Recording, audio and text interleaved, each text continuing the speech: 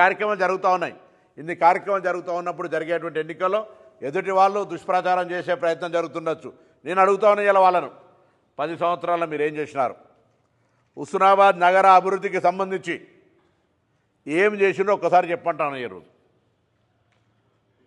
హుస్నాబాద్ నగరానికి సంబంధించి ఫలానా విద్యా సంస్థను తీసుకొచ్చినాం, ఫలానా వైద్యానికి ఇలా పాలిటెక్నిక్ ఆనాడు కిరణ్ కుమార్ రెడ్డి గారు మా ప్రభుత్వం నాడు ప్రవీణ్ రెడ్డి ఎమ్మెల్యే ఉన్నాడు ఇచ్చిందే. ఇలా రెవెన్యూ డివిజన్ కాంప్లెక్స్ ఆనాడు ఇచ్చిందే. తర్వాత మీరు వచ్చినప్పుడు కట్టి ఉండొచ్చు. ఇలా మున్సిపల్ మీరు ఇచ్చి ఉండొచ్చు. మున్సిపల్ కాంప్లెక్స్ ఆనాడు మున్సిపాలిటీ చేసిందే మేము. ఇలా రకరకాల కార్యక్రమాలు ఉండొచ్చు. తప్పకుండా అభివృద్ధి అనేది నిరంతర ప్రక్రియ. ఒకవేళ చేసి ఉంటే కూడా అది మీ బాధ్యత. ఇవాళ మేము చేస్తూ ఉన్నాం, రెట్టింపు ఉత్సాహంతో చేస్తూ ఉన్నాం.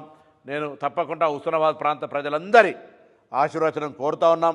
నియోజకవర్గాన్ని ఆదర్శవంతంగా తీర్చిదిద్దడానికి హుస్నాబాద్ నగర పాలక సంస్థ కార్యవర్గం మొత్తంగా కాంగ్రెస్ ఇవ్వండి.